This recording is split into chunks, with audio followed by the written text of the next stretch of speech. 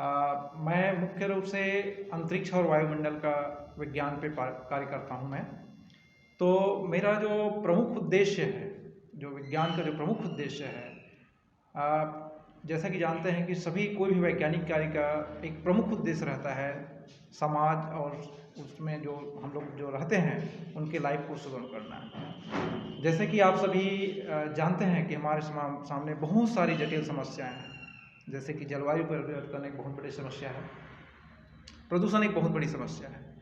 तो जो मेरा मुख्य शोध जो है इन्हीं विषयों पर संबंधित है और इस विषय को न केवल हम भारत के लिए दृष्टि से देखते हैं परंतु पूरे विश्व के दृष्टि से देखते हैं कि हम इस जो जटिल समस्या है, क्योंकि प्रदूषण की समस्या खाली यहीं तक नहीं रहेगी। आज आप यह प्रदूषित करेंगे तो कल वो जाके कहीं और करेंगे। ऐसा ही जलवायु परिवर्तन जो हो रहा है उसका एक क्षेत्र नहीं है, पूरा विश्व का जलवायु परिवर्तन होता है। तो हम सब की जिम्मेदारी बढ़ती है, हर एक व्यक्ति की जिम्मेदारी बनती है कि हम इस दिशा में कार्य करें। तो मैंने इस विषय में कार्य करने के लिए, इस विषय शोध करने के लिए मैं भौतिक अनुसंधान प्रयोगशाला से मेरा शुरुआत रहा। उसके बाद मेरे कार्य को देखते हुए, मेरे कार्य से प्रभावित होकर जापान सरकार ने मुझे अवार्ड दिया, जिसको Japan society of promotion of science बोलते हैं। उसके तहत मैंने पाँच वर्षों तक निरंतर टोक्यो विश्वविद्यालय में काम किया अवार्ड के तहत। उसके बाद मुझे नासा जाने का सौभाग्य प्राप्त हुआ। मैं नासा के ऊपर हम जो गए तो उसके ऊपर हमने बहुत सारे यंत्र जो है नासा के बड़े बड़े एयरक्राफ्ट में डाले गए। उस यंत्रों को हमने कैलिफोर्निया में इंस्टॉल किया, नासा के जो सेंटर्स हैं वहाँ पे, और उसको लेके हमने उत्तरी ध्रुव के ऊपर उड़ान भरा। अब देखिए जी, उत्तरी ध्रुव में कोई निर्जन जगह है लेकिन प्रदूषण वहाँ भी है। तो हमको ये शोध का विषय है कि वहाँ पे प्रदूषण आया कैसे। इसके लिए हमने बहुत लंबे समय तक वहाँ शोध कार्य किया। समुद्र में कई हजार करोड़ रुपयों के यंत्र को लेकर के लगातार 2 महीने तक बिना रुके बंगाल की खाड़ी, अरब की खाड़ी, हिंद महासागर में यहाँ के जो वातावरण जलवायु है उस पर शोध कर रहे हैं, निरंतर शोध किए जा रहे हैं। हम रह रहे हैं आज के देश में, वर्तमान में हम यहाँ वायुमंडल में ओजोन विद्यमान है पृथ्वी की सतह पर। वो ओजोन जो है खतरनाक हमारे लिए, क्योंकि हम उसको श्वसन करते हैं और वो इतना रिएक्टिव होता है कि हमारे आँख और फेफड़े को ही प्रभावित कर सकते हैं।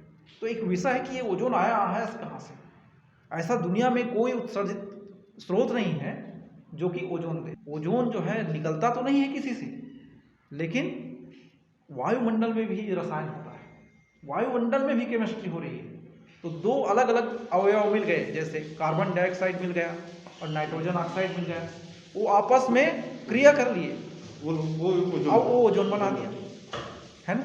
तो ये ओजोन जो है, अब देखिए जगह जगह के साथ जो है इनकी मात्रा, कार्बन डाइऑक्साइड की मात्रा, नाइट्रोजन ऑक्साइड की मात्रा बदल रही है, उसी के मुताबिक भी ओजोन बढ़ रहा है। वैज्ञानिकों ने ये भी शोध कर डाले हैं कि इसका फसल पे भी विपरीत प्रभाव पड़ता है। फसल के जो उत्पादन क्षमता है वो उस पर भी कमी आ रही है। ये बहुत ही महत्वपूर्ण दिवस है जिसको पूरे विश्व में मनाया जाता है और भारत में ही उसको। लेकिन दुर्भाग्य की बात यह है कि भारत में कुछ जो प्रमुख संस्थान है या प्रमुख जगह है वही मनाया जाता है। बाकी देखिए, यहाँ हर कार्यक्रम की सफलता किस पर टिकी हुई है कि कितने लोग आए, कितने उसको अटेंड किए उस कार्यक्रम को। तो क्या है कि हमको इस दिशा में कार्य करना पड़ेगा कि हम भाई इसको हम रुचिकर बनाएं। रुचिकर ही इसको बताएं कि हम इस चीज़ की गंभीरता को बताएं।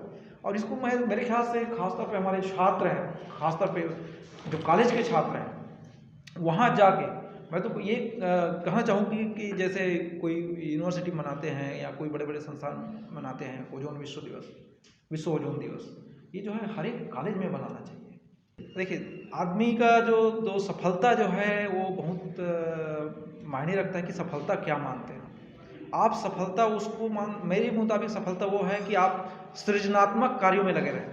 हर एक ऐसा नहीं कि हर एक आदमी वैज्ञानिक बने, हर एक आदमी डॉक्टर बने, हर एक इंजीनियर बने, लेकिन एक सृजनात्मक कार्य में जुड़ा रहता है, उसका कहीं न कहीं समाज में योगदान होता है।